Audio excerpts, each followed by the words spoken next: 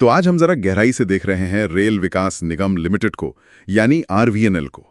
हमारे पास कंपनी का एक ओवरव्यू डॉक्यूमेंट है और कोशिश यही है कि समझें कि आरवीएनएल असल में क्या करता है, अभी कहाँ खड़ा है और आगे क्या दिख रहा है। बिल्कुल। आरवीएनएल, जैसा आपने कहा, ये 2003 में बनी थी।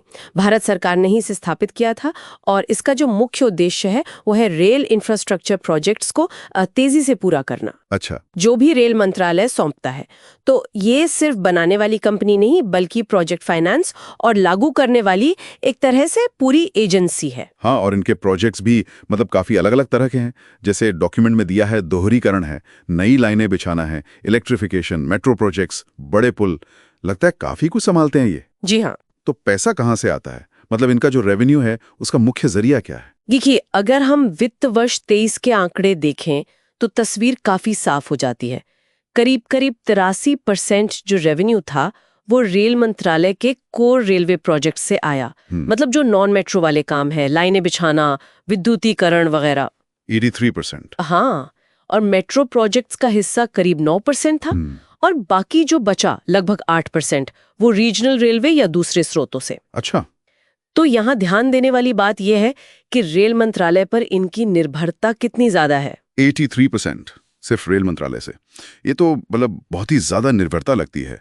क्या ये आरवीएनएल के लिए एक तरह का स्ट्रेटेजिक रिस्क भी है, अगर मंत्रालय की प्रायोरिटी बदलें या बजट में कुछ ऊपर नीचे हो तो? ये सवाल बहुत वाजिब है। देखिए, इतनी ज्यादा निर्भरता निश्चित रूप से कंपनी को रेल मंत्रालय की पॉलिसीज और बजट आवंटन के प्रति संवेदनशील तो बनाती है। हाँ। पर दूसरी तरफ भारत में जिस तरह रेल इंफ्रा पर फोकस बढ़ रहा है लगातार, तो फिलहाल ये एक मजबूत आधार भी देता है और मेट्रो का हिस्सा जो बढ़ रहा है वो थोड़ा डाइवर्सिफिकेशन भी ला रहा है। सही कहा। और हाल के प्रदर्शन को देखें तो FY23 में इन्होंने वाकई काफी काम पूरा किया है, ऐसा लगता है। हाँ, बिल्कुल। करीब 1343 किलोमीटर अलग अलग तरह की लाइंस का काम पूरा हुआ और साथ में कोलकाता मेट्रो के भी कुछ जरूरी हिस्से इन्होंने चालू किए, जैसे वो जोखा तारा तला वाला सेक्शन। शहर के लिए तो ये बहुत अहम है। सही कहा आपने। और ये जो इतने बड़े पैमाने पर प्रोजेक्ट्स पूरे हो रहे हैं, ये सिर्फ आंकड़े नहीं है। ये दिखाता है कि आरवीएनएल की जमीन पर काम करने की क्षमता कितनी है और भारत के रेल नेटवर्क को बढ़ाने और मॉडर्न बनाने में इनकी भूमिका कितनी महत्वपूर्ण है। हाँ। खासकर मेट्रो जैसे जो मुश्किल प्रोजेक्ट्स होते हैं, उनमें इनकी सफलता शहरी ट्रांसपोर्ट के लिए एक अच्छा संकेत है। ये तो ही हाल की बात है, लेकिन आगे क्या, भविष्य कैसा दिख रहा है? इनकी ऑर्डर बुक की बात करते हैं, सुना है काफी बड़ी है। हाँ, ऑर्डर बुक काफी मजबूत है।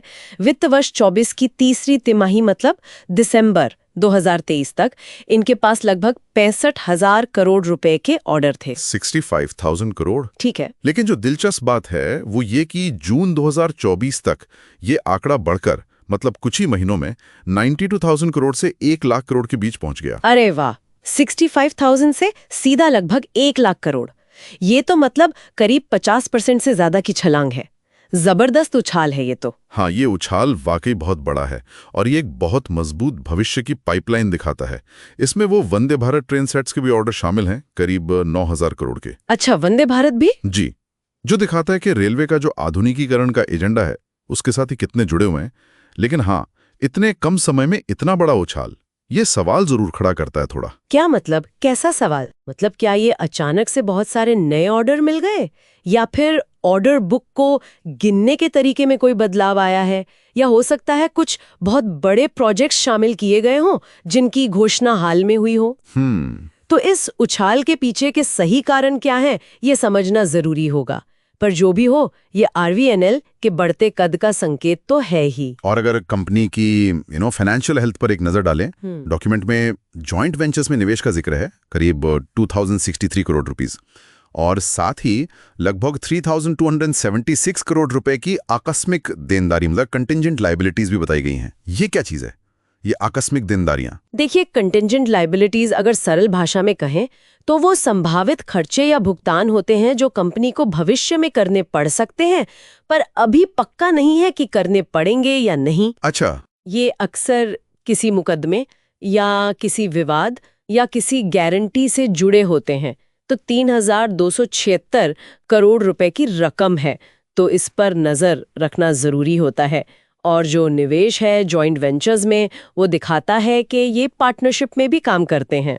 और मालिक कौन है, मतलब सरकार की हिस्सेदारी का क्या स्टेटस है? सुना था कुछ हिस्सेदारी बेची है सरकार ने। हाँ, सरकार ने हाल में अपनी कुछ हिस्सेदारी कम की है ऑफर फॉर सेल के जरिए, लेकिन अभी भी बहुमत हिस्सेदारी यानी करीब 72.84% वो सरकार के पास ही है। तो मतलब कंट्रोल अभी भी सरकार का ही है। बिल्कुल। इसका सीधा मतलब यही है कि थोड़ी हिस्सेदारी बेचने के बावजूद आरवीएनएल पर सरकार का नियंत्रण बना हुआ है। ये दिखाता है कि सरकार इसे अभी भी एक रणनीतिक रूप से महत्वपूर्ण कंपनी मानती है, खासकर भारत के जो बड़े रेलवे इंफ्रास्ट्रक्चर के लक्ष्य हैं उन्हें देखते हुए। तो कुल मिलाकर देखें तो आरवीएनएल जो है वो भारतीय रेल इंफ्रा के विकास में एक बहुत ही सेंट्रल रोल निभा रहा है। इनके पास एक बहुत बड़ी ऑर्डर बुक है, हाल में काफी बड़े प्रोजेक्ट्स पूरे भी किए हैं और सरकारी कंट्रोल भी है। एकदम सही। और यहीं पर एक सोचने वाली बात या एक सवाल उठता है, आरवीएनएल के पास ये जो इतनी बड़ी ऑर्डर बुक है, जो साफ तौर पर रेलवे के मॉडर्नाइजेशन जैसे वंदे भारत और विस्तार पर केंद्रित है, अब इसको समय पर और ठीक से पूरा करने में उनका प्रदर्शन कितना मायने रखेगा? हाँ, ये तो अहम सवाल है। आने वाले सालों में वो कैसे इन प्रोजेक्ट्स को डिलीवर करते हैं, इसका सीधा असर भारत के ओवरऑल इकोनॉमिक ग्रोथ और कनेक्टिविटी के लक्ष्यों पर कैसे पड़ेगा, इस पर नजर रखना वाकई दिलचस्प हो। नमस्कार। आज हम इंफ्रास्ट्रक्चर और कंस्ट्रक्शन क्षेत्र की कुछ कंपनियों पर थोड़ी बात करेंगे, उनके वित्तीय आंकड़ों के आधार पर। जी। हमारे पास करीब 50 कंपनियों की एक लिस्ट है। हाँ, और इसमें एल&टी जैसी बड़ी जानी मानी कंपनियां हैं और कई छोटी कंपनियां भी शामिल हैं। बिल्कुल। डेटा में market cap, PE ratio, promoter holding, sales, profit growth, कर्ज, आरओई, ये सब है। और इंडस्ट्री का औसत पी भी दिया है, करीब 25.18।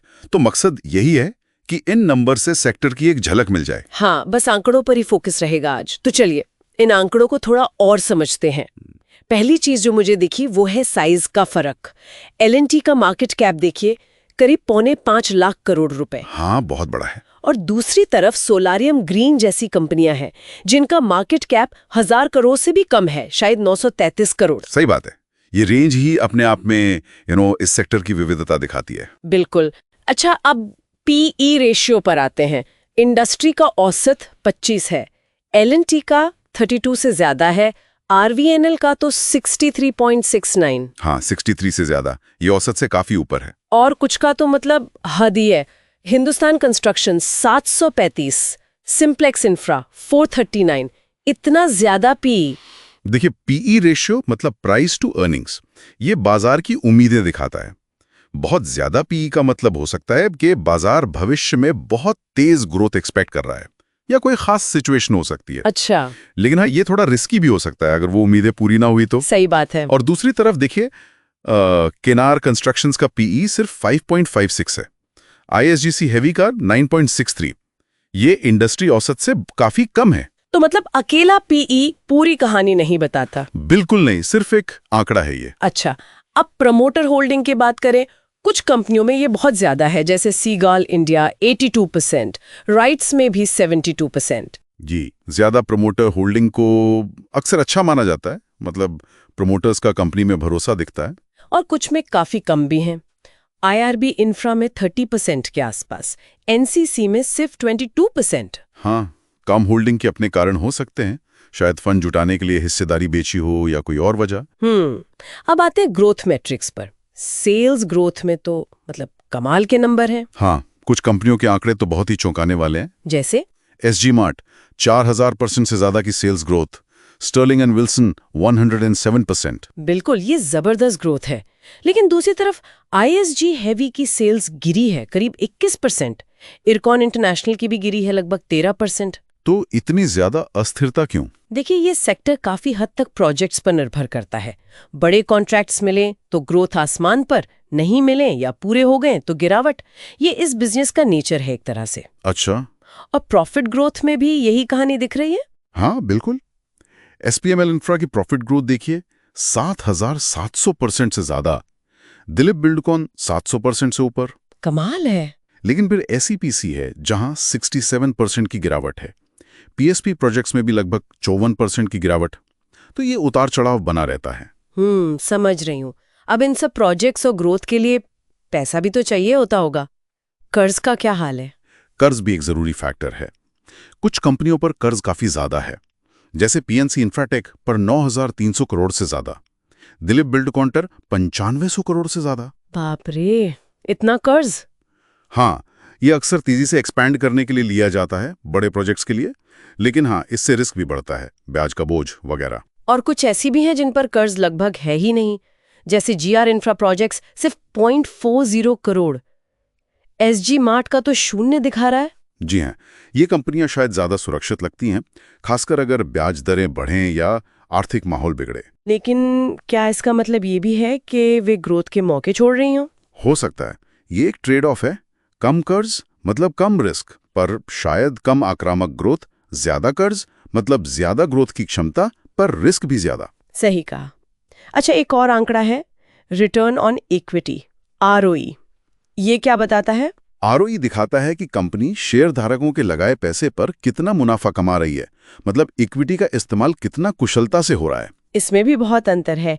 एसजी मार्ट का 82%, जे कुमार इंफ्रा 55%। ये तो बहुत ऊंचा है। हाँ, ये आंकड़े काफी अच्छे हैं, दिखाते हैं कि कंपनी अपनी इक्विटी पर बढ़िया रिटर्न दे रही है। लेकिन फिर आईआरबी इंफ्रा का सिर्फ 5.95% है, कैपेसिटी इंफ्रा का 5.31%। ये तो सिंगल डिजिट में है। जी, कम आरओई चिंता का विषय हो सकता है, लेकिन यहां भी इसे अकेले नहीं देखना चाहिए। इसे कर्ज के स्तर के साथ देखना जरूरी है। कभी कभी ज्यादा कर्ज लेकर भी आरओई बढ़ाया जा सकता है, जो सस्टेनेबल नहीं होता, और इंडस्ट्री की अपनी साइकिल होती है। तो अगर मैं इन सबको जोड़कर देखूं, तो इन 50 कंपनियों के आंकड़े यही दिखा रहे हैं कि इंफ्रा और कंस्ट्रक्शन सेक्टर में हर तरह की कंपनियां हैं। साइज, वैल्यूएशन, ग्रोथ, कर्ज, प्रॉफिटेबिलिटी, सब में जबरदस्त फैलाव है। एकदम सही कहा आपने। कोई एक साइज सबको फिट नहीं होता। ये आंकड़े बस एक शुरुआती बिंदु हैं, एक स्नैपशॉट। हाँ, मतलब नंबर्स तो देख लिए, पर इनके पीछे की कहानी, वही असली चीज है। इन नंबर्स के पीछे का क्यों समझना जरूरी है। कंपनी के पास कौन से प्रोजेक्ट्स हैं, मैनेजमेंट की क्वालिटी कैसी है, इंडस्ट्री के डायनेमिक्स क्या हैं, ये सब जानना पड़ता है। तो इन सब का मतलब क्या निकलता है? मतलब ये कि किसी भी नतीजे पर पहुंचने से पहले गहराई से रिसर्च जरूरी है। ये आंकड़े सिर्फ इशारा करते हैं, पूरी कहानी नहीं बताते।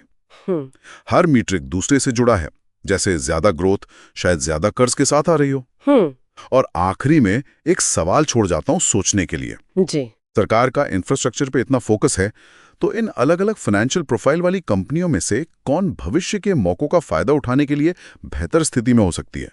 और क्या सिर्फ फाइनेंशियल आंकड़े ही काफी हैं, या फिर वो गैर वित्तीय कारक जैसे ऑर्डर बुक की क्वालिटी, एग्जीक्यूशन क्षमता, मैनेजमेंट इंटेग्रिटी जो यहां नहीं दिख रहे, वो ज्यादा महत्वपूर्ण साबित होंगे? नमस्कार, आज हम एक कंपनी के तिमाही नतीजों की थोड़ी गहराई में जाएंगे।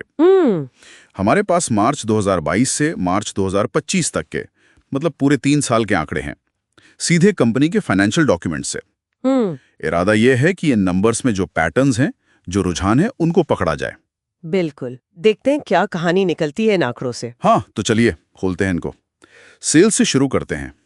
मार्च 2022 में 6,438 करोड़ से गाड़ी चली, लेकिन इसमें गजब का उतार चढ़ाव है। मतलब मार्च 2024 में पीक था 6,714 करोड़, और फिर जून 2024 में सीधा 4,074 करोड़ पर। बाप रे! हाँ, ये तो काफी बड़ा स्विंग है।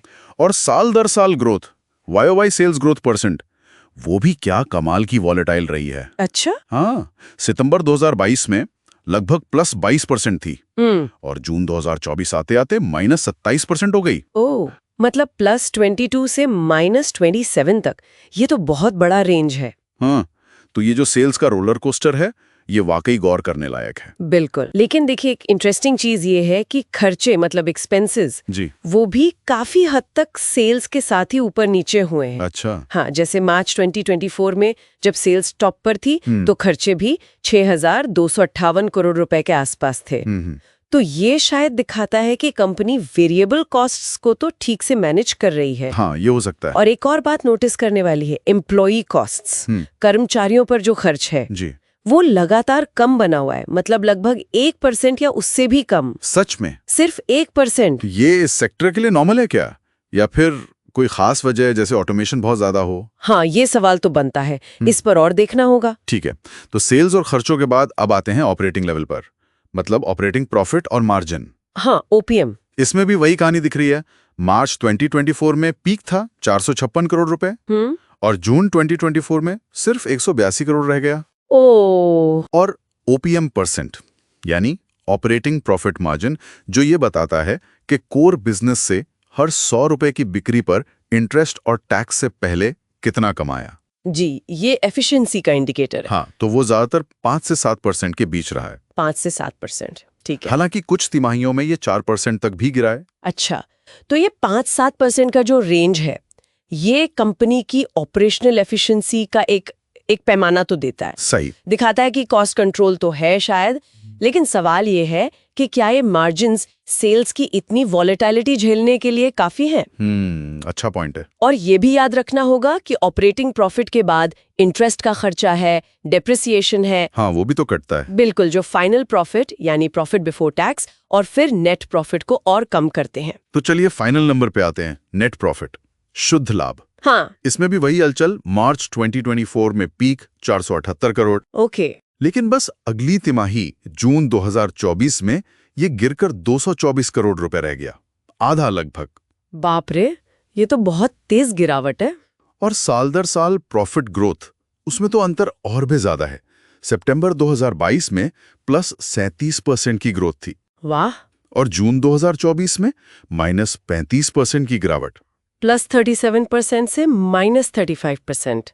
कमाल है। सही कहा। देखिए, नेट प्रॉफिट तो कई चीजों का नतीजा होता है ना। हाँ बिल्कुल। सेल्स कितनी हुई, मार्जिन कितना रहा, फिर इंटरेस्ट कितना दिया, और हाँ, सरकार को टैक्स कितना गया। हाँ, टैक्स रेट्स भी तो बदलें।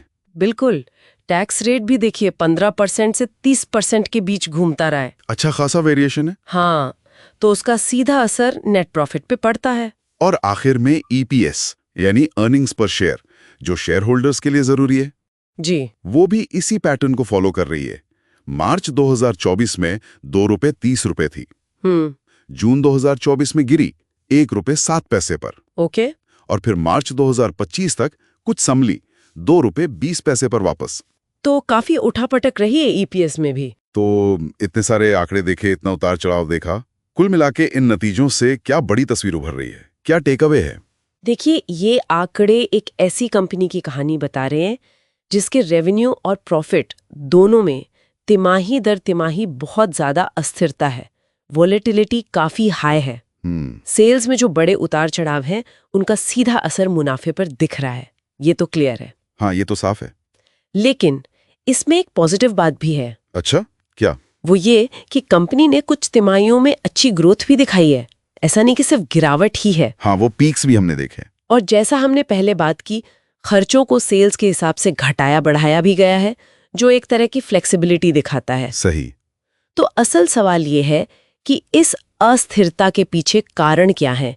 क्या ये पूरी इंडस्ट्री की दिक्कत है, कोई सीजनल पैटर्न है, या फिर कंपनी की अपनी कोई खास वजह? ये समझना जरूरी होगा। वाकई ये एक जटिल तस्वीर है। अस्थिरता ही इसकी पहचान बनती दिख रही है। हाँ, और यहीं से एक अहम सवाल उठता है। क्या? कि इस तरह की वोलेटिलिटी के साथ लॉन्ग टर्म में सस्टेनेबल ग्रोथ पाने के लिए इस कंपनी की स्ट्रैटेजी क्या हो सकती है? और इस तरह के फाइनेंशियल परफॉर्मेंस का निवेशकों के लिए क्या मतलब है, खासकर उनके लिए जो थोड़ी स्थिरता ढूंढते हैं अपने निवेश में? ये सोचने वाली बात है आगे के लिए। बिल्कुल, ये एक अच्छा पॉइंट है आगे विचार करने के लिए। नमस्कार, आज हम रेल विकास निगम लिमिटेड यानी आरबीएनएल के हालिया नतीजों पर बात करने वाले हैं। जी बिल्कुल। 31 मार्च 2025 को जो साल खत्म हुआ, उसके नतीजे और कुछ बोर्ड मीटिंग के फैसले भी। हाँ, हमारे पास कंपनी की ऑफिशियल फाइलिंग्स है, रिपोर्ट्स है, तो चलिए देखते हैं इनमें क्या खास है। बिल्कुल, हम स्टैंडअलोन और कंसोलिडेटेड, मतलब कंपनी अकेले और ग्रुप के तौर पर, दोनों के नंबर्स देखेंगे और समझने की कोशिश करेंगे कि ये आंकड़े क्या बता रहे हैं। ठीक है, तो सबसे पहले वो 21 मई वाली बोर्ड मीटिंग, उसके फैसले देख लेते हैं। हाँ, तो बोर्ड ने जो 31 मार्च 2025 को साल खत्म हुआ, उसके ऑडिटेड फाइनेंशियल रिजल्ट्स को मंजूरी दे दी है। और ऑडिटर्स? MS गांधी मीनोचा इनको। हाँ, उन्होंने अनमॉडिफाइड ओपिनियन दी है, मतलब मोटे तौर पर सब ठीक है, कोई बड़ी गड़बड़ नहीं मिली उन्हें। अच्छा, शेयर धारकों के लिए भी कुछ था शायद, डिविडेंड वगैरह? जी हाँ, बिल्कुल। वित्त वर्ष 2024-25 के लिए 10 रुपए फेस वैल्यू वाले शेयर पर ₹1.72 का फाइनल डिविडेंड रेकमेंड किया गया है, यानी 17.20%। सही। लेकिन हाँ, इस पे फाइनल फैसला एजीएम में होगा। शेयर होल्डर्स की मंजूरी जरूरी है। और अगर मंजूरी मिल जाती है तो पेमेंट? मंजूरी के 30 दिन के अंदर पेमेंट हो जाएगी। ठीक है। और कोई फैसला मीटिंग में? नियुक्ति वगैरह? हाँ, एक और सिफारिश है। MS Sinha and Srivastava LLP को अगले 5 साल के लिए सेक्रेटेरियल ऑडिटर बनाने की। सेक्रेटेरियल ऑडिटर मतलब जो कंपनी लॉ वगैरह का पालन देखते हैं? बिल्कुल। कॉर्पोरेट गवर्नेंस और नियमों का पालन, इस पर भी जाहिर है एजीएम की मंजूरी है। चलिए, तो ये तो हुए बोर्ड के फैसले। अब आते हैं सबसे जरूरी हिस्से पर, कंपनी का प्रदर्शन कैसा रहा, फाइनेंशियल्स। पहले स्टैंडअलोन देखते हैं, सिर्फ RVNL का अपना। हाँ, तो स्टैंडअलोन लेवल पर देखें तो टोटल एसेट्स मतलब कुल संपत्ति वो बड़ी हैं। पिछले साल थी 18,733.53 करोड़, अब हो गई है 19,484.52 करोड़। बढ़त तो है। हाँ, लेकिन इसमें एक इंटरेस्टिंग बात है, नॉन करंट एसेट्स यानी लंबी अवधि की संपत्ति वो कम हुई है। 9,066.93 करोड़ रुपए से 8,012.02 करोड़ रह गई। अच्छा, और करंट एसेट्स? वो बढ़ गई हैं, 9,666.60 करोड़ से 11,472.50 करोड़। तो शायद लॉन्ग टर्म प्रोजेक्ट्स पूरे हो रहे हैं या फिर वर्किंग कैपिटल की जरूरतें बढ़ी हैं। हो सकता है, कुछ ऐसा ही इशारा है।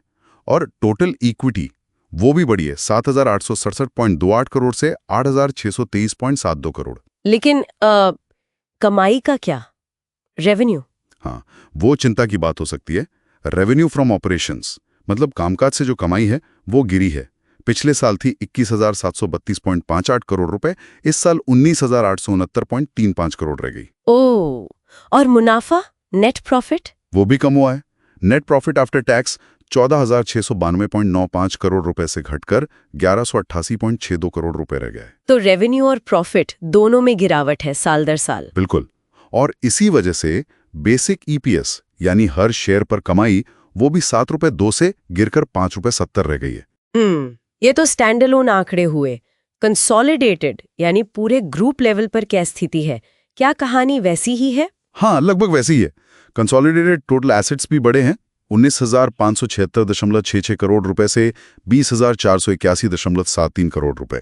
और टोटल लिक्विडिटी भी बढ़ी है, 8,722.00 करोड़ से 9,571.01 करोड़ रुपए। लेकिन रेवेन्यू और प्रॉफिट क्या वो भी गिरे हैं? जी, कंसोलिडेटेड रेवेन्यू फ्रॉम ऑपरेशंस भी कम हुआ है, 21,878.53 करोड़ रुपए से घटकर 19,923.2 करोड़ रुपए। और नेट प्रॉफिट? पेरेंट कंपनी के मालिकों का जो नेट प्रॉफिट है वो 1,550.69 करोड़ रुपए से घटकर 1,281.39 करोड़ रुपए रह गया। और बेसिक EPS 7.44 से घटकर 6.15 हो गया। तो मतलब ग्रुप लेवल पर भी कमाई घटी है। अब आपने बताया कि ऑडिटर्स ने अनमॉडिफाइड ओपिनियन दी है, पर क्या रिपोर्ट में कोई ऐसी बात है जिस पर उन्होंने खास ध्यान देने को कहा हो? हाँ, बिल्कुल, एक एम्फेसिस ऑफ मैटर पैराग्राफ है। ये काफी जरूरी है। ये कृष्णापट्टनम रेलवे कंपनी लिमिटेड यानी KRCL से जुड़ा है। अच्छा, KRCL वाला क्या मामला है ये? देखिए, RVNL को KRCL से पैसे लेने हैं और रकम छोटी नहीं है। 31 मार्च 2025 तक करीब 1355.72 करोड़। 1355 करोड़ रुपए, काफी बड़ा अमाउंट है। हाँ, और सुनिए, इसमें से 889.95 करोड़ तो सिर्फ ब्याज का पैसा है जो पेमेंट में देरी की वजह से लगा है। करीब 900 करोड़ सिर्फ ब्याज? तो झगड़ा किस बात पर है? झगड़ा है कि ब्याज कैसे कैलकुलेट हो। RVNL ने 1 अक्टूबर 2024 से सिंपल इंटरेस्ट लगाना शुरू किया, लेकिन KRCL कह रहा है कि नहीं, 1 अप्रैल 2020 से ही सिंपल इंटरेस्ट लगाओ, कंपाउंड नहीं। अच्छा, सिंपल बनाम कंपाउंड इंटरेस्ट का मामला है। जी, और KRCL ने डिपार्टमेंटल चार्जेस माफ करने की भी रिक्वेस्ट की है, जिसका दावा RVNL ने अभी किया नहीं है। ये दोनों मामले अभी RVNL बोर्ड देख रहा है। तो इसका मतलब है कि जब फैसला होगा तो इन नंबर्स में बदलाव आ सकता है। बिल्कुल, फाइनल फैसले के बाद ही एडजस्टमेंट होगा। इसीलिए ऑडिटर्स ने इसे एम्फेसिस ऑफ मैटर में डाला है, मतलब निवेशकों को इस पर ध्यान रखना चाहिए। और कोई ध्यान देने वाली बात? एक छोटी सी बात और है नोट 6 में कि कुछ देनदारियां और लेनदारियां हैं जिनका संबंधित पार्टियों से कंफर्मेशन या मिलान होना बाकी है, पर मैनेजमेंट को लगता नहीं कि इससे कोई बड़ा फर्क पड़ेगा। ठीक है, तो अगर हम सब बातों को समेटें, RVNL डिविडेंड दे रही है, नए सेक्रेटेरियल ऑडिटर की सिफारिश है, एसेट्स बढ़े हैं। हाँ, लेकिन रेवेन्यू और मुनाफा दोनों गिरे हैं पिछले साल के मुकाबले। स्टैंडअलोन और कंसोलिडेटेड दोनों लेवल पे। और वो KRCL वाला मुद्दा लटका हुआ है जिसका असर भविष्य में दिख सकता है। बिल्कुल, वो एक अनिश्चितता है। देखना होगा कि बोर्ड क्या फैसला लेता है और कब लेता है। ऑडिटर्स ने भले ही अनमॉडिफाइड ओपिनियन दी हो, पर इस पर जोर दिया है, ये अहम बात है। ये सोचने वाली बात है कि एक तरफ कंपनी की संपत्ति बढ़ रही है, शायद विस्तार हो रहा हो, पर दूसरी तरफ कमाई और मुनाफा कम क्यों हो रहा है? क्या ये बस एक दौर है या कोई गहरी वजह है? हाँ, और KRCL जैसे मुद्दे आगे चलकर कंपनी की फाइनेंशियल हेल्थ पर क्या असर डालेंगे, इन सवालों पर नजर बनाए रखनी होगी। नमस्कार, आज की चर्चा में आपका स्वागत है। हमारे पास कुछ वित्तीय आंकड़े हैं। ये पिछले 10 साल से लेकर मतलब मार्च 2025 तक के अनुमान इसमें शामिल हैं, और हमारा मकसद है कि इन नंबर्स से जो मुख्य रुझान हैं, जो संकेत मिल रहे हैं, उनको समझें। तो चलिए इन आंकड़ों को जरा खोलते हैं। बिक्री के प्रदर्शन से शुरू करते हैं। क्या कहती हैं? ऐसा दिख रहा है कि बिक्री मार्च 2015 में करीब 3,147 थी और वो लगातार बढ़ते बढ़ते मार्च 2024 में 21,889 तक पहुंच गई। पर हाँ, मार्च 2025 का जो अनुमान है उसमें ये थोड़ी नीचे है, 19,930 पर। मतलब एक लंबी बढ़त के बाद ये हालिया कमी, ये ध्यान खींचती है। बिल्कुल, और ये दिलचस्प है कि यही पैटर्न बिक्री की जो वृद्धि दर है, मतलब सेल्स ग्रोथ परसेंट, उसमें भी दिखता है। शुरुआत के सालों में तो मजबूत ग्रोथ थी, जैसे मार्च 2020 में वो 44% से भी ज्यादा थी। 44%?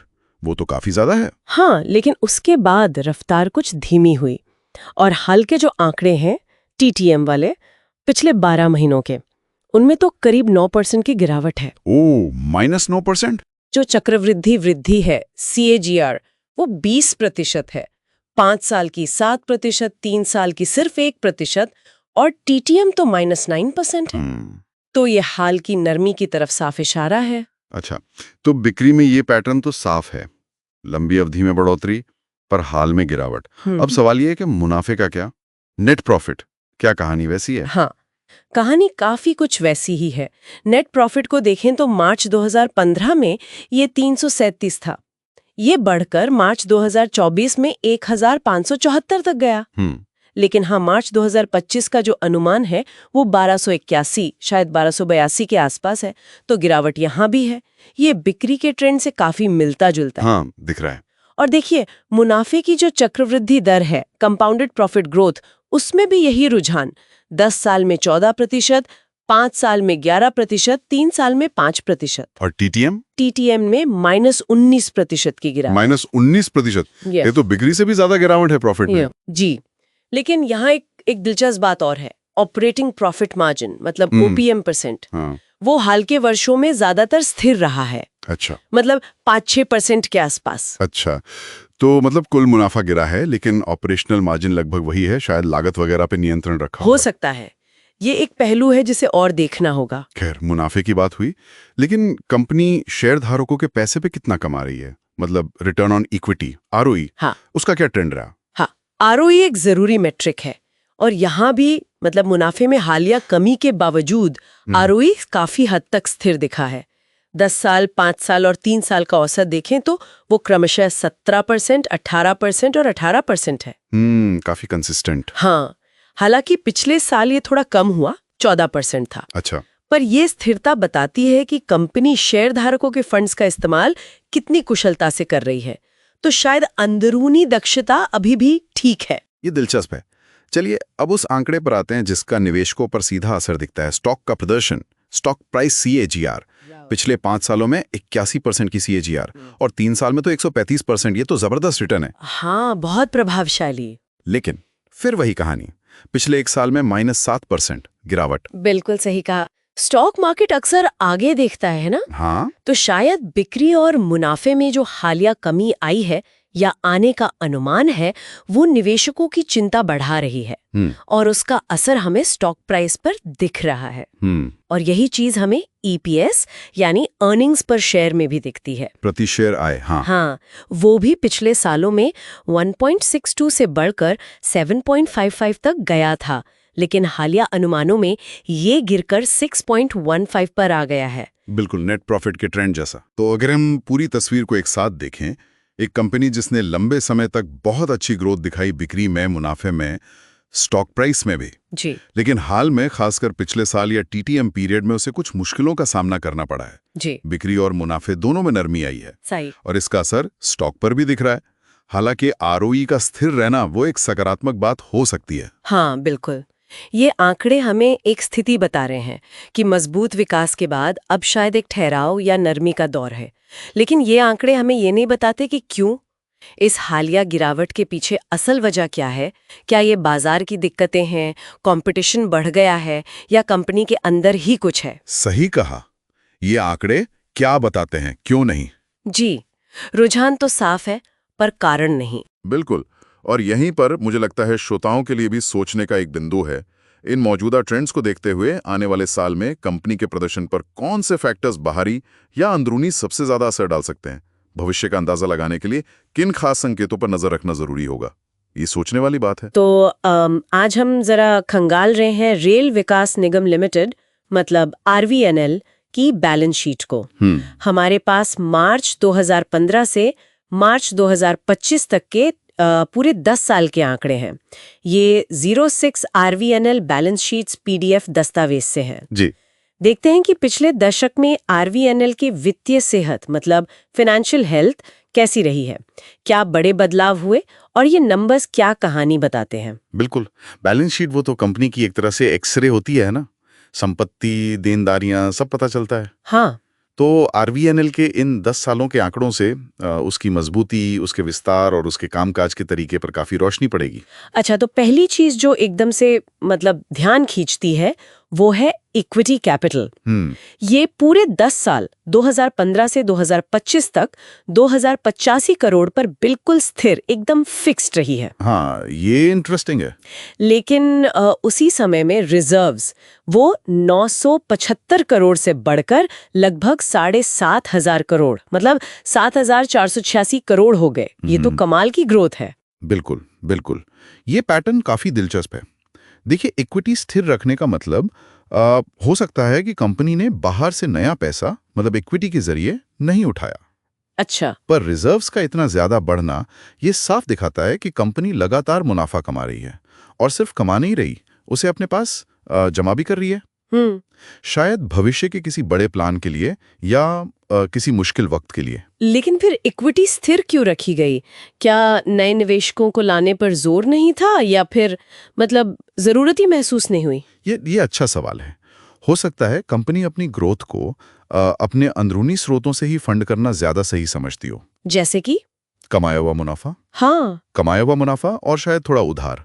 अब अगर उधार की बात करें तो देखिए, लंबी अवधि का कर्ज, लॉन्ग टर्म बोरोइंग्स, हाँ, वो 2015 में करीब 2200 करोड़ था, मतलब 2186 करोड़, जो 2020 तक लगभग दुगना होकर 4257 करोड़ हो गया। Oh double. और फिर 2025 तक थोड़ा और बढ़कर 4890 करोड़ पर पहुंच गया। बहुत ज्यादा नहीं बढ़ा बाद में। अच्छा, और छोटी अवधि का कर्ज भी तो है, शॉर्ट टर्म वाला, वो तो पहले था ही नहीं, 2021 तक जीरो था। सही कहा। लेकिन 2025 तक आते आते 500 करोड़ हो गया। हाँ, तो कुल मिला के टोटल लायबिलिटीज यानी देनदारियां वो 2015 में करीब 16,135 करोड़ से बढ़कर 2025 में 20,482 करोड़ हो गई। हालांकि बीच में थोड़ी कम भी हुई थी। ये कर्ज का पैटर्न क्या बताता है? देखिए, लंबी अवधि के कर्ज का पहले बढ़ना और फिर थोड़ा स्थिर सा हो जाना ये दिखाता है कि शायद बड़े प्रोजेक्ट्स के लिए शुरू में कर्ज लिया गया होगा। अच्छा। और फिर उसे धीरे धीरे मैनेज किया जा रहा है।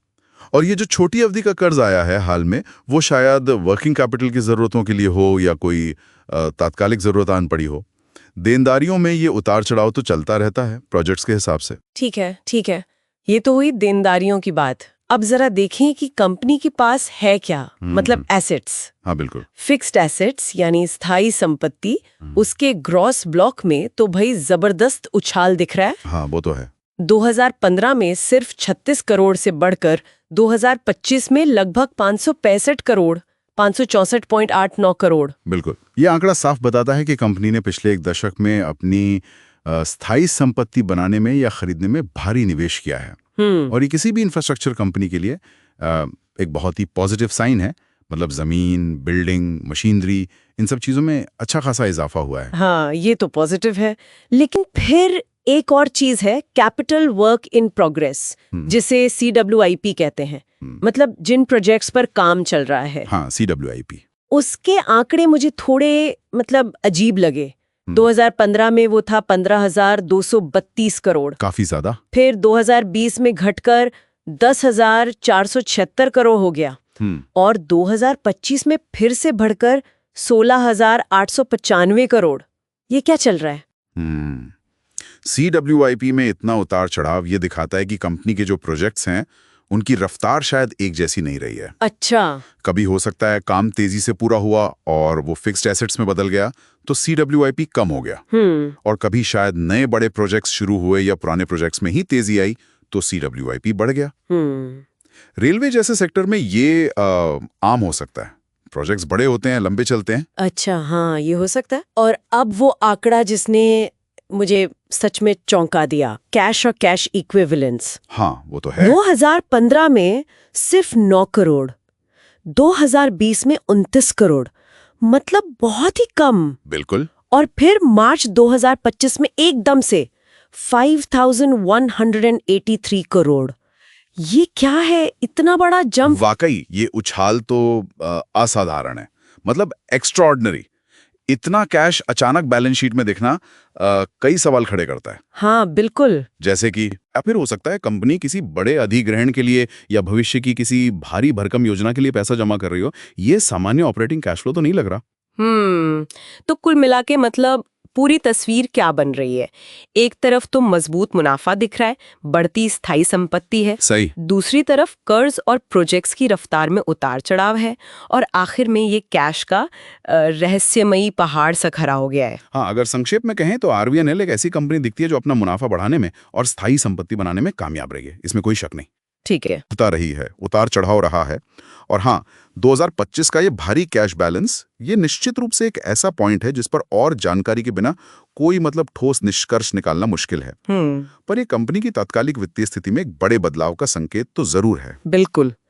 तो ये आंकड़े RVNL के एक दशक के सफर की एक मिलीजुली दिलचस्प कहानी कहते हैं, जिसमें स्थिरता भी है, ग्रोथ भी है और कुछ हैरान करने वाले मोड़ भी हैं। सही कहा।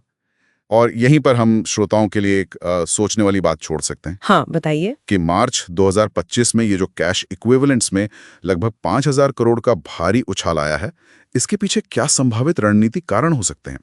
क्या ये भविष्य के किसी बड़े दांव की तैयारी है या किसी पिछली गतिविधि का नतीजा है? सोचने वाली बात है। हाँ, ये एक ऐसा बिंदु है जिस पर शायद इन आंकड़ों से आगे जाकर ही कुछ और पता चले। नमस्कार। आज हम रेल विकास निगम लिमिटेड यानी RVNL के कैश फ्लो स्टेटमेंट्स पर एक नज़र डाल रहे हैं। हमारे पास मार्च 2015 से लेकर मार्च 2025 तक के अनुमानित आंकड़े हैं। कोशिश यही है कि इन नंबर से कंपनी की फाइनेंशियल हेल्थ की कहानी समझें। तो शुरू करें? जी बिल्कुल। ये कैश फ्लो स्टेटमेंट्स आप ही कुछ बता दें कंपनी के बारे में। हाँ, तो सबसे पहले ऑपरेटिंग एक्टिविटीज, मतलब जो कंपनी का मेन बिजनेस है उससे कैश का आना जाना देखते हैं। यहाँ तो काफ़ी उतार चढ़ाव लिख रहा है। जैसे मार्च 2022 में देखिए 4,793 करोड़ का पॉजिटिव फ्लो था, लेकिन अगले ही साल मार्च 2023 में ये एकदम से नेगेटिव हो गया, -4,064 करोड़। और फिर मार्च 2024 में वापस पॉजिटिव 2,954 करोड़। इतना फर्क कैसे? हाँ, ये वाकई में देखने लायक है। देखिए, ये जो बड़े बदलाव है ना, ये ज़्यादातर वर्किंग कैपिटल में फेरबदल की वजह से है। मतलब कि कंपनी को ग्राहकों से पैसा कब मिल रहा है और वो सप्लायर्स को पेमेंट कब कर रही है, इसमें बड़ा गैप आ रहा है। शायद बड़े प्रोजेक्ट्स वाली कंपनियों में होता है, कई बार उनके पेमेंट साइकिल्स थोड़े लंबे होते हैं। अच्छा, हाँ, मतलब रिसीवेबल्स और पेबल्स का खेल। जी। और ये दिखाता है कि RVNL का कैश मैनेजमेंट कैसा है। वैसे डायरेक्ट टैक्स का पेमेंट तो लगातार दिख रहा है। वर्किंग कैपिटल संभालना तो एक चुनौती है ही। अच्छा, अब आगे बढ़ते हैं, देखते हैं कंपनी निवेश कहाँ कर रही है। Investing activities. जी। यहाँ फिक्स्ड एसेट्स परचेज्ड, मतलब जो नई प्रॉपर्टी, मशीनरी वगैरह खरीदी, उस पर लगातार खर्चा दिख रहा है। हालांकि रकम हर साल अलग अलग है। हाँ, ये तो उम्मीद के मुताबिक ही है। दिखाता है कि RVNL अपनी कैपेसिटी बढ़ा रही है या मेंटेन कर रही है। निवेश तो जरूरी है। एक और चीज जो यहाँ ध्यान देने वाली है वो है कैपिटल वर्क इन प्रोग्रेस, मतलब जो प्रोजेक्ट्स अभी बन रहे हैं उन पर खर्चा।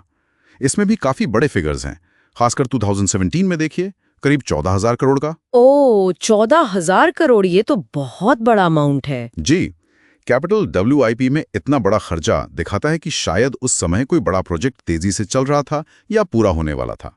ये फ्यूचर की कमाई के लिए इंपॉर्टेंट हो सकता है। वैसे ब्याज और डिविडेंड से जो इनकम है वो यहाँ ज्यादा नहीं दिखती। ठीक है, तो कंपनी भविष्य के लिए पैसा लगा रही है। अब तीसरा हिस्सा, फाइनेंसिंग एक्टिविटीज, यानी पैसा जुटा कहाँ से रही है और वापस कैसे कर रही है। यहाँ उधार लेना, प्रोसीड्स फ्रॉम बोरोइंग्स, और उधार चुकाना, रीपेमेंट ऑफ बोरोइंग्स, दोनों दिख रहा है। बिल्कुल, इससे पता चलता है कि कंपनी जरूरत के हिसाब से कर्ज ले भी रही है और चुका भी रही है। फाइनेंसिंग मिक्स का इस्तेमाल हो रहा है। लेकिन यहाँ एक और जरूरी बात है, डिविडेंड्स पेड। शेयर होल्डर्स को जो लाभांश दिया जा रहा है वो न सिर्फ लगातार दिया जा रहा है बल्कि देखिए बढ़ भी रहा है। मार्च 2018 में 201 करोड़ था और मार्च 2024 में 444 करोड़। हाँ, ये तो बढ़त साफ दिख रही है। ये इन्वेस्टर्स के लिए अच्छी खबर होगी है? जी बिल्कुल, खासकर उन इन्वेस्टर्स के लिए जो रेगुलर इनकम चाहते हैं। ये एक पॉजिटिव साइन माना जाता है। और साथ ही ब्याज का पेमेंट, इंटरेस्ट पेड, वो भी रेगुलर है। तो मतलब कंपनी कर्ज भी मैनेज कर रही है और शेयर होल्डर्स को रिटर्न भी दे रही है। लेकिन अगर हम इन सबको मिलाकर नेट कैश फ्लो देखें, मतलब कुल मिलाकर कंपनी के पास कितना कैश आया या गया, उसमें भी बहुत अस्थिरता है। कभी काफी पॉजिटिव, जैसे मार्च 2022 में 3,173 करोड़, तो कभी काफी नेगेटिव, जैसे मार्च 2023 में 3,757 करोड़। सही कहा, ये नेट फिगर ही असली कहानी बताता है कि साल के आखिर में कैश बढ़ा या घटा, और ये दिखाता है कि ऑपरेटिंग, इन्वेस्टिंग, फाइनेंसिंग, इन सब का मिला जुला असर कैश बैलेंस पर कितना अलग अलग हो सकता है हर साल। ये हमें याद दिलाता है कि सिर्फ प्रॉफिट देखना काफी नहीं है, असली कैश फ्लो समझना बहुत जरूरी है। तो अगर हम समराइज करें, RVNL के कैश फ्लो से एक एक्टिव कंपनी की तस्वीर दिखती है। बड़े प्रोजेक्ट्स में निवेश हो रहा है, फाइनेंसिंग का इस्तेमाल हो रहा है, डिविडेंड भी दिया जा रहा है, लेकिन ऑपरेटिंग और नेट कैश फ्लो में काफी ज्यादा वॉलेटिलिटी, मतलब अस्थिरता है। बिल्कुल सही। ये विश्लेषण हमें सिर्फ प्रॉफिटेबिलिटी से आगे ले जाकर ये समझने में मदद करता है कि पैसा असल में कहाँ से आ रहा है और कहाँ जा रहा है। हाँ, ये एक गहरी समझ देता है और ये हमें एक जरूरी सवाल पर भी लाता है। बिल्कुल, भविष्य को देखते हुए ये जो कैश फ्लो में अस्थिरता है, खासकर ऑपरेटिंग एक्टिविटीज में, ये RVNL की लॉन्ग टर्म फाइनेंशियल स्टेबिलिटी और उनकी जो विकास योजनाएं हैं उनको कैसे प्रभावित कर सकती है, ये सोचना जरूरी होगा। नमस्कार, आज हम मार्च 2015 से मार्च 2025, मतलब पूरे 11 साल के कुछ बड़े दिलचस्प वित्तीय आंकड़ों पर बात करेंगे। हाँ बिल्कुल। ये किसी कंपनी के debtors days, inventory days, working capital days और ROC जैसे मतलब काफी अहम पहलुओं पर रोशनी डालते हैं। बिल्कुल। और ये आंकड़े सिर्फ नंबर्स नहीं है, ये असल में कंपनी की कहानी बताते हैं। कहानी? अच्छा। हाँ, कि वो अपना काम कैसे कर रही है, कितनी कुशलता से कर रही है और हाँ, कितना मुनाफा कमा पा रही है। तो चलिए इसी कहानी को समझने की कोशिश करते हैं। सबसे पहले डेटर डेज पर आते हैं। ठीक है। मतलब ग्राहकों से पैसा मिलने में कितना टाइम लगता है। 2015 में ये 22 डेज थे, जो 2016 में बढ़कर 39 डेज हो गए। फिर कुछ उतार चढ़ाव रहा। 2022-23 में ये करीब 17-18 दिन के आसपास थे। काफी कम हो गए थे बीच में। हाँ, लेकिन 2025 में फिर से 27 दिख रहे हैं। ये जो उतार चढ़ाव है ना, ये कई चीजें बताता है। हो सकता है कंपनी की क्रेडिट पॉलिसी बदली हो बीच में। अच्छा। या फिर बाजार के जो हालात हैं उनका असर ग्राहकों के पेमेंट पैटर्न पर पड़ा हो। हाँ, ये भी हो सकता है। 2016 में ये बढ़ोतरी, फिर कमी और अब फिर थोड़ी सी बढ़ोतरी। ये दिखाता है कि कंपनी को लगातार अपनी जो वसूली प्रक्रिया है उस पर ध्यान देना पड़ रहा है। शायद वो एडजस्ट कर रहे हैं। सही कहा। अच्छा, अब आते हैं इन्वेंट्री डेज पर, और यहाँ तो मुझे लगता है कुछ कमाल का ही हुआ है। हाँ, क्या दिखा? देखिए, 2015 में 1412 दिन और 2016 में 1274 दिन, मतलब अरे बाप रे, 1400 दिन, मतलब करीब 3-4 साल का स्टॉक लेकर चल रहे थे। हाँ, लेकिन फिर देखिए 2017 में अचानक ये गिरकर सिर्फ 21 दिन रह गया। क्या बात कर रही हैं? 1200-1400 दिनों से सीधे 21 दिन पर। हाँ, ये कैसे हुआ होगा? ये वाकई में चौंकाने वाला आंकड़ा है। देखिए, इतने दिनों से एकदम 21 पर आना, ये किसी छोटे मोटे बदलाव का नहीं, ये तो एक बहुत बड़े रणनीतिक कदम का संकेत है। जैसे कि क्या किया होगा उन्होंने? शायद कंपनी ने कोई वो just in time inventory model होता है ना, वो अपना लिया हो। अच्छा। या फिर अपना उत्पादन का तरीका ही बदल दिया हो पूरा। या ये भी हो सकता है कि बिजनेस मॉडल में ही कोई बड़ा फेरबदल किया हो। देखिए, इतने कम इन्वेंट्री डेज से फायदा ये होता है कि कार्यशील पूंजी यानी वर्किंग कैपिटल पर दबाव कम हो जाता है, पैसा कम फंसता है माल में। पर इसका कोई मतलब नेगेटिव साइड भी हो सकता है, एकदम से इतना कम स्टॉक रखना? हाँ, बिल्कुल हो सकता है। जहां कम इन्वेंट्री डेज कुशलता दिखाते हैं, हाँ, अच्छी बात है। हाँ, वहीं अगर मांग में मान लीजिए अचानक तेजी आ जाए तो स्टॉक खत्म हो जाएगा। बिल्कुल, स्टॉक आउट का खतरा बढ़ जाता है और सप्लाई चेन में जरा सी भी गड़बड़ी हुई तो वो भारी पड़ सकती है। तो ये एक तरह का बैलेंस बनाने वाला काम है। अच्छा। और देखिए, 2017 के बाद भी इसमें उतार चढ़ाव है। जैसे 2025 में ये 48 दिन है। हाँ, है तो लगता है कंपनी अभी भी वो सही संतुलन, वो सही बैलेंस ढूंढने की कोशिश कर रही है। समझ गई। ठीक है, अब वर्किंग कैपिटल डेज देखते हैं ये आंकड़े। 22, 39, 30, 34, 23, 21, 23, 18, 17, 18, 27। ये तो काफी हद तक डेटर डेज जैसे ही चल रहे हैं। हाँ, पैटर्न काफी मिलता जुलता है। इसका क्या मतलब निकाले फिर? देखिए, वर्किंग कैपिटल डेज ये दिखाते हैं कि कंपनी को अपना रोजमर्रा का जो काम है उसे चलाने के लिए कितने दिनों की पूंजी चाहिए होती है। अच्छा। इसका डेटर डेज के साथ चलना, जैसा आप कह रही हैं, हाँ, ये इशारा करता है कि शायद ग्राहकों से पैसा मिलने की जो रफ्तार है, हाँ, वही वर्किंग कैपिटल साइकिल पर सबसे ज्यादा असर डाल रही है। कम से कम इन आंकड़ों के हिसाब से तो यही लगता है। हालांकि इन्वेंट्री में जो इतना बड़ा बदलाव आया था उसका असर यहाँ सीधे दिनों में शायद ना दिख रहा हो, लेकिन पूंजी की कुल जरूरत पर जरूर पड़ा होगा। वो हम इन आंकड़ों से सीधे नहीं देख सकते। ठीक है, ये बात समझ में आई। अब आते हैं मुनाफे की तरफ, ROCE, return on capital employed. हाँ, ये बहुत जरूरी मैट्रिक है। लगाई गई पूंजी पर कितना कमाया। 2015 में ये 7% था, जो लगातार बढ़ते हुए 2023 में 18% तक पहुंच गया। ये तो काफी अच्छा सुधार है। निश्चित रूप से बहुत बढ़िया।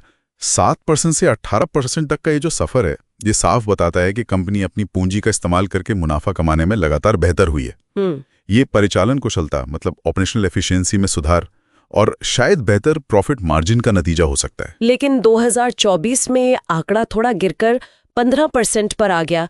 क्या ये मतलब चिंता की बात है? 2025 का ROC डेटा तो है नहीं। देखिए, सिर्फ एक साल की गिरावट से सीधे कोई बड़ा निष्कर्ष निकालना थोड़ा मुश्किल है। हाँ, वो तो है। हो सकता है ये बाजार में कंपटीशन बढ़ने की वजह से हो, या लागत बढ़ गई हो, या कंपनी ने कोई बड़ा निवेश किया हो जिसका रिटर्न अभी नहीं आया।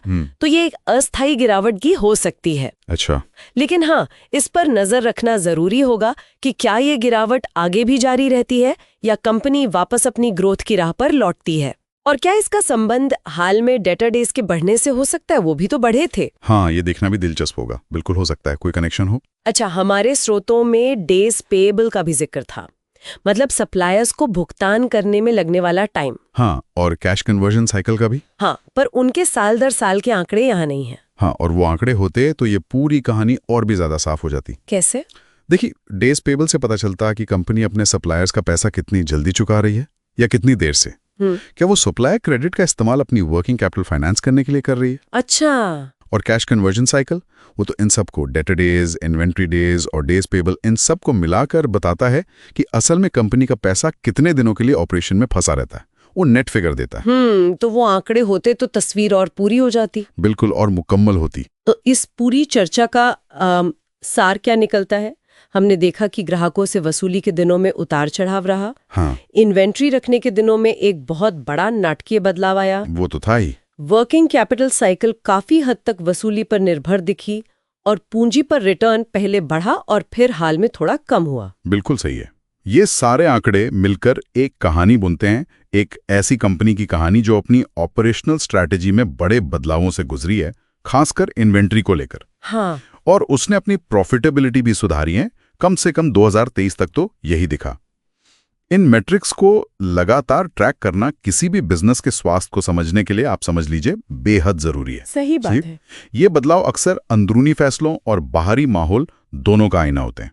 इससे ना एक सवाल मन में आता है हाँ। और शायद हमारे श्रोताओं के लिए भी सोचने का एक बिंदु हो सकता है। हाँ, बताइए। ये जो इन्वेंट्री डेज में वो भारी गिरावट आई थी 1200 से ज्यादा दिनों से सीधे 21 दिन पर, क्या उसका संबंध सिर्फ कंपनी की अंदरूनी रणनीति से ही था या उस खास साल में, मतलब 2016-17 के आसपास बाजार में या उस पर्टिकुलर इंडस्ट्री में कुछ ऐसा बड़ा हुआ था जिसने इस बदलाव को मुमकिन बनाया या शायद जरूरी बना दिया? अच्छा पॉइंट है। इस कनेक्शन को अगर समझ पाए तो शायद कंपनी की कहानी और उसकी रणनीति की और भी गहरी समझ मिल सकती है। हाँ बिल्कुल, ये एक बहुत अच्छा सवाल है सोचने के लिए। बाहरी फैक्टर्स का क्या रोल था? नमस्कार, आज हम रेल विकास निगम लिमिटेड यानी RVNL इसके शेयर धारिता पैटर्न का विश्लेषण कर रहे हैं। हाँ, और हमारे पास मार्च 2019 से मार्च 2025 तक के आंकड़े हैं। बिल्कुल, तो ये आंकड़े दिखाते हैं कि इस दौरान कंपनी का जो मालिकाना हक है वो कैसे बदला है। तो चलिए इन आंकड़ों की थोड़ी गहराई में उतरते हैं और देखते हैं कि RVNL की कहानी क्या-क्या मोड़ ले रही है। हाँ, तो शुरुआत देखें तो काफी सीधी थी। मार्च 2019 में RVNL पूरी तरह से, मतलब 100% प्रोमोटर के हाथ में थी। प्रोमोटर यानी भारत सरकार? हाँ, भारत सरकार, जिसका प्रतिनिधित्व मुख्य रूप से भारत के राष्ट्रपति करते हैं। तो एक तरह से पूरी तरह सरकारी कंपनी थी ये। लेकिन ये स्थिति ज्यादा दिन नहीं रही, है ना? नहीं, बिल्कुल नहीं। मार्च 2020 तक आते आते ये जो प्रमोटर की हिस्सेदारी थी वो घटकर 87.84% रह गई। हाँ, और ये गिरावट फिर आगे भी जारी रही। हाँ, जारी रही। मार्च 2024 और फिर मार्च 2025 तक ये आंकड़ा और कम होकर 72.84% पर आकर जैसे स्थिर हो गया। सही है। तो ये सरकार की तरफ से अपनी हिस्सेदारी को मतलब धीरे धीरे कम करने का एक साफ संकेत लगता है। शायद कोई विनिवेश योजना? बिल्कुल, लगता तो यही है। और देखिए, सरकार की हिस्सेदारी जैसे ही घटी, दूसरे निवेशकों के लिए दरवाजे खुल गए। अच्छा, जैसे कौन? इसमें एक महत्वपूर्ण समूह में विदेशी संस्थागत निवेशक, FIIs जिन्हें कहते हैं, मतलब बड़े विदेशी निवेश फंड्स। ओके। मार्च 2019 में इनकी हिस्सेदारी 0 थी, बिल्कुल 0। 0? हाँ, और मार्च 2025 तक ये बढ़कर 5.07% हो गई। अरे वाह, 0 से सीधे 5% से ज्यादा। तो क्या ये RVNL में किसी खास दिलचस्पी का संकेत है या इस सेक्टर में ये आम बात है? नहीं, ये निश्चित रूप से ध्यान खींचने वाली बात है। हो सकता है विदेशी निवेशक भारत के इंफ्रास्ट्रक्चर डेवलपमेंट की कहानी में क्षमता देख रहे हों, या फिर शायद RVNL के जो विशेष प्रोजेक्ट्स हैं उनमें उन्हें कोई पोटेंशियल दिखाओ। हाँ, हो सकता है। तो ये आंकड़ा दिखाता है कि अंतर्राष्ट्रीय स्तर पर कंपनी के प्रति भरोसा बढ़ा है। अच्छा, तो ये तो हुई विदेशी निवेशकों की बात। क्या यही रुझान घरेलू बड़े खिलाड़ियों में भी दिखा? DIIs का क्या रहा? हाँ, बिल्कुल। घरेलू संस्थागत निवेशक यानी DIIs, जैसे अपने भारतीय म्यूचुअल फंड हैं, बीमा कंपनियां हैं, उन्होंने भी RVNL में अपनी उपस्थिति दर्ज कराई है। अच्छा। इनकी हिस्सेदारी भी 0 से ही शुरू हुई थी, फिर कुछ उतार चढ़ाव आए और मार्च 2025 तक ये 6.21% पर पहुंच गई। मतलब FII से भी ज्यादा? हाँ, थोड़ा सा ज्यादा। और इसमें जैसे जीवन बीमा निगम, LIC और कोटक टैक्स सेवा स्कीम जैसे बड़े नाम इसी श्रेणी में आते हैं। तो मतलब बड़े संस्थागत निवेशक, चाहे वो विदेशी हों या घरेलू, अब RVNL में हिस्सेदार हैं। सही। पर आम निवेशक का क्या, मतलब पब्लिक का क्या रुझान रहा? पब्लिक शेयर होल्डिंग में भी काफी हलचल देखने को मिली। ये भी 0 से ही शुरू हुई थी। ये भी 0 से? हाँ, और मार्च 2024 में ये 18.66% के अपने पीक पर पहुंची थी। अच्छा खासा। हाँ, और फिर मार्च 2025 में थोड़ी सी कम हुई, 15.87% पर आ गई।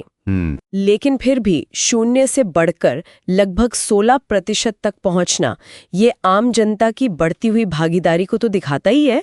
और सबसे चौंकाने वाला आंकड़ा जो मुझे लगा वो तो शेयर धारकों की संख्या का है। हाँ, वो तो है। मार्च 2019 में सिर्फ 7 शेयर धारक थे। 7। सोचिए। और मार्च 2025 तक ये संख्या बढ़कर लगभग 23,71,000 हो गई, मतलब 23,71,568। हाँ, ये तो अभूतपूर्व वृद्धि है। गजब की बढ़ोतरी है ये तो। सही कहा। ये दिखाता है कि RVNL अब केवल बड़े निवेशकों तक ही सीमित नहीं रही है, बल्कि छोटे और व्यक्तिगत निवेशक भी इसमें बड़ी संख्या में रुचि ले रहे हैं। बिल्कुल। और इसका असर कंपनी के बाजार में विजिबिलिटी और ट्रेडिंग वॉल्यूम पर भी पड़ता है, जाहिर है। सही बात है। हालांकि एक बात यहाँ ध्यान देने वाली है, स्रोत ये बताते हैं कि सितंबर 2022 से वर्गीकरण के तरीकों में कुछ बदलाव हुए होंगे। अच्छा। तो हो सकता है कि आंकड़ों की जो श्रेणियां हैं उनकी सीधी तुलना थोड़ी प्रभावित हो, पर जो मुख्य रुझान है वो तो साफ दिख रहे हैं। हाँ, वो ट्रेंड तो बिल्कुल साफ है। तो इन सब आंकड़ों को अगर समेटें तो मुख्य कहानी क्या उभरती है? देखिए, कहानी ये है कि सरकारी हिस्सेदारी यानी प्रमोटर की हिस्सेदारी लगातार कम हुई है। हाँ। जबकि FIIs, DIIs और आम पब्लिक की भागीदारी वो काफी बड़ी है। और शेयरधारकों की संख्या में तो जैसे विस्फोट हुआ है। निश्चित रूप से ये RVNL के मालिकाना हक के ढांचे में एक बुनियादी बदलाव को दिखाता है। कंपनी जो पूरी तरह से सरकारी नियंत्रण में थी, वो अब वहां से निकलकर एक अधिक विविध और कहे तो व्यापक आधार वाले स्वामित्व की ओर बढ़ चुकी है। सही है। ये अब सिर्फ सरकार की कंपनी नहीं है, बल्कि कई तरह के निवेशकों की मतलब सामूहिक हिस्सेदारी वाली इकाई बन गई है एक तरह से। बिल्कुल। और इसी बदलाव से जुड़ा एक विचार शायद हम सोचने के लिए छोड़ सकते हैं। हाँ। कि मालिकाना हक का ये जो विविधीकरण हुआ है, मतलब डाइवर्सिफिकेशन, हाँ। जिसमें अब सरकार के साथ साथ बड़े फंड्स भी हैं और लाखों आम निवेशक भी शामिल हैं, ये भविष्य में RVNL के कामकाज को, उसकी रणनीतियों को और उसके जो फैसले लेने की प्रक्रिया है उसको किस तरह प्रभावित कर सकता है? हाँ, ये सोचने वाली बात है, इसके क्या परिणाम होंगे आगे चलकर। नमस्कार। आज हम बात कर रहे हैं रेल विकास निगम लिमिटेड यानी RVNL की। जी। एक दिलचस्प दौर से गुजर रही है कंपनी। सालों तक तो इन्हें सरकारी नामांकन पर प्रोजेक्ट्स मिलते रहे। हाँ, बिल्कुल। पर अब माहौल बदल रहा है। अब खुले कंपटीशन में उतरना पड़ रहा है। सही बात है। और इसी बीच केयर रेटिंग्स की एक ताज़ा रिपोर्ट आई है। हाँ, मैंने भी देखी है। वो कह रहे हैं कि RVNL की जो बैंक फैसिलिटीज हैं, उनकी रेटिंग्स टॉप पर बरकरार हैं। केयर AAA स्टेबल और केयर A1+, और वो भी बढ़ी हुई रकम के लिए। जी हाँ, ये बहुत अहम है। तो चलिए आज इसी पर थोड़ी गहराई से बात करते हैं। देखते हैं इन रेटिंग्स के पीछे क्या कहानी है। बिल्कुल। देखिए, ये जो टॉप रेटिंग्स है ना, ये बताती हैं कि RVNL की नींव काफी मजबूत है। अच्छा। सबसे बड़ा फैक्टर तो है भारत सरकार का साथ। सरकार के करीब 73% हिस्सेदारी है इसमें। 73% काफी ज्यादा है। जी। और ये सिर्फ हिस्सेदारी नहीं है, मैनेजमेंट और फाइनेंस दोनों लेवल पर गहरा जुड़ाव है। और ऊपर से हाल ही में नवरत्न का दर्जा भी तो मिला है। हाँ, वो भी है। उससे तो स्वायत्ता बढ़ जाती है। बिल्कुल। अच्छा, इनके ऑर्डर बुक के बारे में क्या खबर है? सुना है काफी बड़ा है। हाँ, ऑर्डर बुक तो कमाल का है।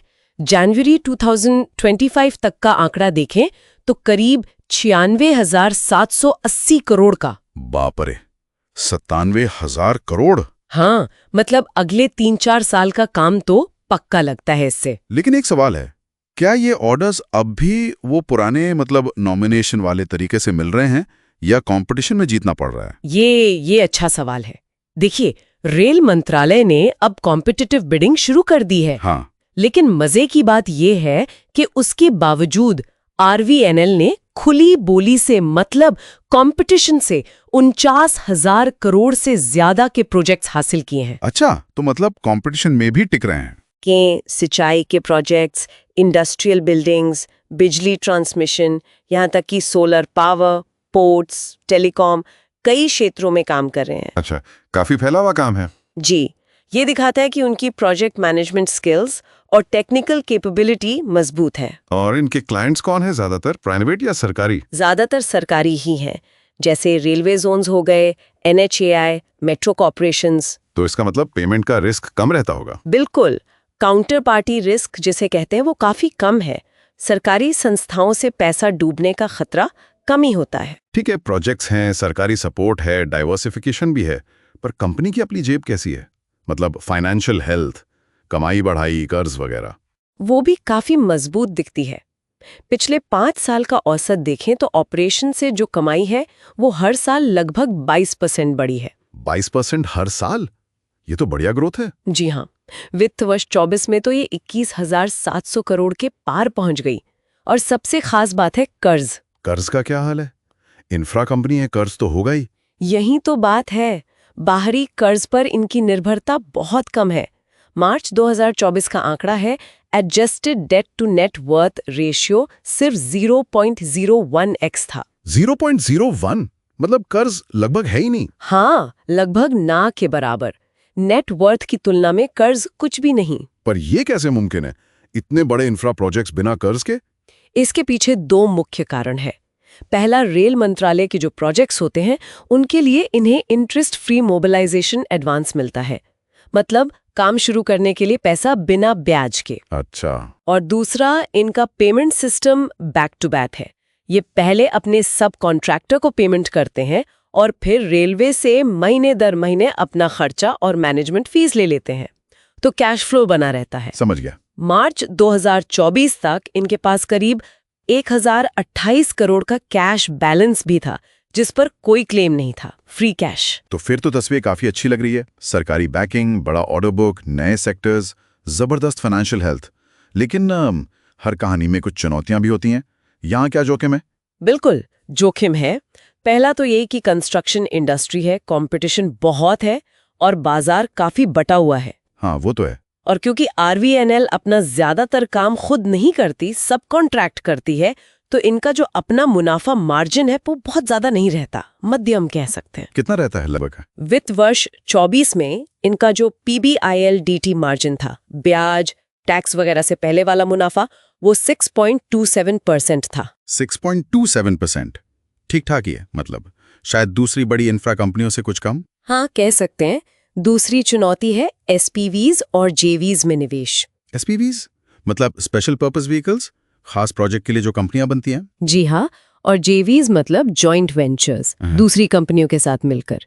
RVNL के कई ऐसे SPVs, JVs हैं रेलवे, सड़क और लॉजिस्टिक्स पार्क के लिए, खासकर HAM मॉडल वाले सड़क प्रोजेक्ट्स। तो इनमें क्या रिस्क है? इनमें एक तो प्रोजेक्ट पूरा होने और फिर उसे चलाने से जुड़े रिस्क होते हैं, जैसे BOT मॉडल में। दूसरा, इनमें आगे और पैसा लगाना पड़ सकता है। इक्विटी कमिटमेंट है करीब 600-700 करोड़ रुपए का। अच्छा, और कोई बड़ी चुनौती? एक और मामला है कृष्णापट्टनम रेलवे यानी KRCL, जो एक JV है, उसके साथ कुछ बकाया पैसों का विवाद है।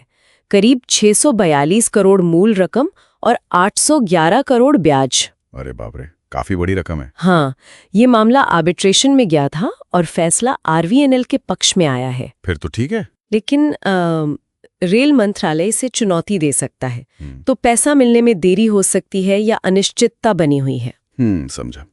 तो इन सब बातों को देखते हुए जो मजबूती है और जो जोखिम है, के रेटिंग्स ने अपना नजरिया स्टेबल यानी स्थिर क्यों रखा है और आगे क्या देखना होगा? देखिए, स्थिर नजरिए का आधार वही है, सरकार का मजबूत सपोर्ट, अगले कई सालों का काम देने वाला ऑर्डर बुक और अच्छी लिक्विडिटी मतलब कैश की स्थिति। ठीक है। लेकिन असली परीक्षा अब शुरू होगी।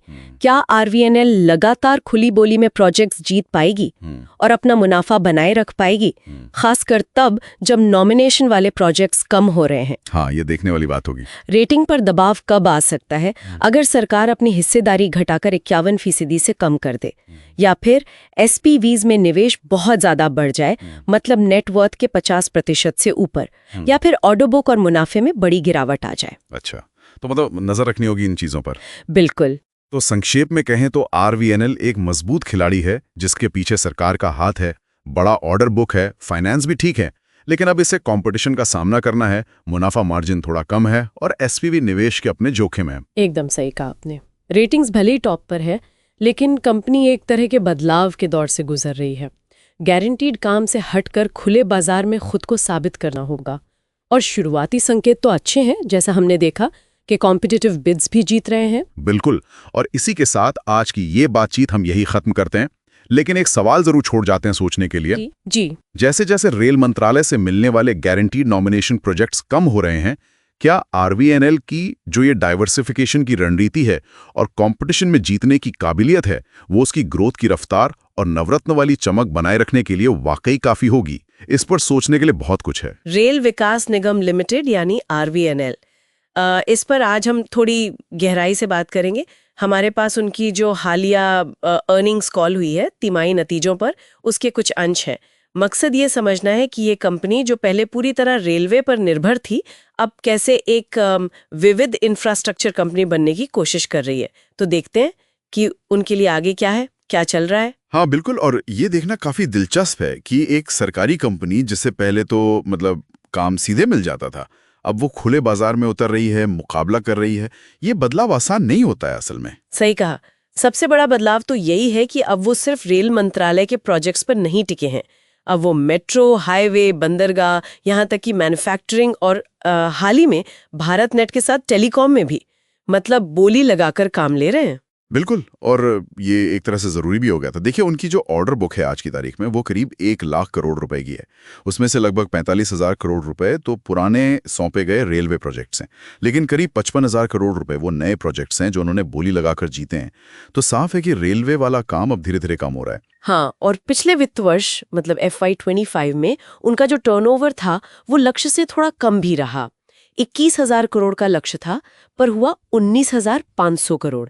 वजह ये बताई गई कि रेल मंत्रालय से जो फंड आना था उसमें कुछ कमी रही जी। लेकिन मैनेजमेंट को उम्मीद है कि ये शायद गिरावट का निचला पॉइंट था और अब गाड़ी पटरी पर लौटेगी। FY26 के लिए भी वो करीब 21,000 करोड़ का ही टर्नओवर सोच रहे हैं। ये पॉइंट जरूरी है क्योंकि ये दिखाता है कि बदलाव के इस दौर में थोड़ी ऊपर नीचे हो सकता है, लेकिन उनका फोकस अब पूरी तरह से नए अवसरों पर है, ये साफ दिख रहा है। और यहीं पर बात और भी दिलचस्प हो जाती है। मतलब वो सिर्फ रेलवे तक ही नहीं रहना चाहते, अब उनकी नजर कहाँ है। मेट्रो का रखरखाव, वंदे भारत ट्रेनें बनाना, विदेशों में बड़े प्रोजेक्ट्स। हाँ, वो अल्बानिया, पेरू, मध्य पूर्व की बात कर रहे थे। एग्जैक्टली। फिर सौर ऊर्जा, बैटरी स्टोरेज के साथ डेटा सेंटर और तो और छोटे मॉड्यूलर परमाणु रिएक्टर मतलब SMRS, ये तो बिल्कुल ही नया क्षेत्र है। इसके पीछे की जो रणनीति है वो काफी साफ है। जो सामान्य EPC कॉन्ट्रैक्ट्स होते हैं ना, इंजीनियरिंग, प्रोक्योरमेंट, कंस्ट्रक्शन वाले, उसमें कंपटीशन बहुत ज्यादा है। मैनेजमेंट ने खुद उसे खून खराबा कहा है। मतलब कंपनियां -20, -30% कम पर बोली लगा रही हैं। ओह, तो ऐसे माहौल में अच्छा मार्जिन कमाना तो बहुत ही मुश्किल है। तो ये जो विविधीकरण है, ये सिर्फ नए दरवाजे खोलना नहीं है, बल्कि जोखिम कम करने और बेहतर मार्जिन वाले काम खोजने की भी कोशिश है। सही बात। वो चाहते हैं कि आगे चलकर उनके पोर्टफोलियो का करीब 40-45% हिस्सा अंतर्राष्ट्रीय प्रोजेक्ट से आए। हाँ, लेकिन इसमें एक चुनौती भी है। एक साथ इतने अलग अलग और वो भी जटिल क्षेत्रों में जाना, जैसे परमाणु या डेटा सेंटर, इसके लिए सिर्फ पैसा ही नहीं चाहिए, बिल्कुल अलग तरह की एक्सपर्टाइज और मैनेजमेंट स्किल भी चाहिए होती है। बिल्कुल। अच्छा, कुछ बड़े प्रोजेक्ट्स की बात करें तो वंदे भारत जो स्लीपर कोच वाली हैं, उनका निर्माण शायद जून 2026 से शुरू हो सकता है और कमाई FY27 से आने की उम्मीद है। हाँ, उसमें RVNL का हिस्सा करीब 9,640 करोड़ का है। और वो भारत नेट वाला प्रोजेक्ट? हाँ, वो भी बहुत अहम है। उसमें कैपिटल और मेंटेनेंस दोनों मिलाकर उनका कुल हिस्सा करीब 14,000 करोड़ का है। और अच्छी बात यह है कि ये सब करते हुए भी कंपनी पर कर्ज नहीं है, मतलब डेट फ्री है। ये तो काफी बड़ी बात है। और उनके पास वर्किंग कैपिटल भी पर्याप्त है, बैंकों का सपोर्ट भी है फाइनेंसिंग के लिए। अच्छा, इस बाहरी बदलाव के साथ कंपनी के अंदर भी बदलाव हो रहे हैं, जैसे कर्मचारियों की संख्या, उसे भी जरूरत के हिसाब से एडजस्ट कर रहे हैं। पिछले साल मार्च 2024 में 1221 थे, वो इस साल मार्च 2025 तक 1042 रह गए। हाँ, और सिर्फ गिनती नहीं, कर्मचारियों का जो स्किल सेट है उसे भी बदला जा रहा है। पहले जहां करीब 100% लोग रेलवे बैकग्राउंड से थे, अब हाईवे, सोलर एनर्जी, इन सब नए क्षेत्रों के एक्सपर्ट्स को भी लाया जा रहा है। ये एक सोची समझी रणनीति है कंपनी को नए बाजारों के लिए तैयार करने की। तो कुल मिलाकर क्या तस्वीर उभर रही है? RVNL साफ तौर पे खुद को बदल रहा है, एक मुख्य रूप से रेलवे इंफ्रा कंपनी से एक विविध कॉम्पिटिटिव इंफ्रास्ट्रक्चर प्लेयर बनने की तरफ। बिल्कुल, और भविष्य का जो विकास है वो काफी हद तक इन बोली लगाकर जीते गए कामों पर और ये जो नए क्षेत्रों में जा रहे हैं उनकी सफलता पर निर्भर करेगा। यहाँ ये देखना दिलचस्प होगा कि वो इस बदलाव की रफ्तार को कैसे मैनेज करते हैं। हाँ, क्योंकि एक तरफ तो ये कि नए जटिल क्षेत्रों में अपनी जगह बनानी है, और दूसरी तरफ जो उनका मौजूदा EPC बाजार है उसकी गलाकाट प्रतिस्पर्धा में भी टिके रहना है। सही कहा। और सोचने वाली बात यही है कि क्या RVNL इतनी तेजी से नए क्षेत्रों में घुसते हुए अपनी जो जानी मानी प्रोजेक्ट एग्जीक्यूशन की क्षमता है और जो मार्जिन प्रोफाइल है उसे बनाए रख पाएगा, या ये सिर्फ मतलब एक बड़े बदलाव की शुरुआती दिक्कतें हैं जिनसे हर कंपनी गुजरती है? ये देखना होगा।